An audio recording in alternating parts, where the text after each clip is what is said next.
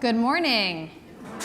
Welcome to worship on this beautiful Sunday morning. Before we begin, I want to highlight some of the announcements that you'll find on your bulletin insert. We have a lot of things going on today. We have worship here, and then we have Sunday school at 11:15. And then after that, we need help with our pumpkin patch setup at 11:30. I'm sure you've already seen the big semi truck sitting out there that is full of pumpkins. So we're gonna need some hands at 11:30 to help unload that truck. Then at 1:30, our youth group is going to Sky Zone. And then there's all kinds of things going on this week. We have bell choir rehearsal. We have the grand opening of the pumpkin patch on Monday. We've got our Welka Bible study. We've got Scouts. We have our Bible study on Wednesday mornings, our AA and Al-Anon groups, choir, and so much more that is on the schedule. So take a look at that. And then if you open up your bulletin insert, you'll see the beautiful flyers for the pumpkin patch, and then also for our fall festival.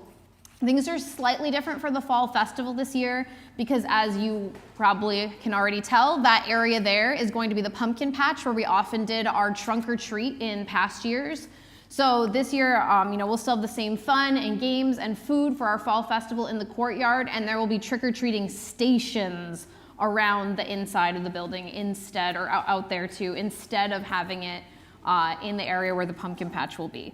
But for the fall festival, tickets are $20 pre-sale, $25 at the door, and that should be a blast. So if you have any questions about that, Emily Carlson is your person. There she is. Emily Carlson, our school board chair. So you have questions about the fall festival, that is your person to talk to.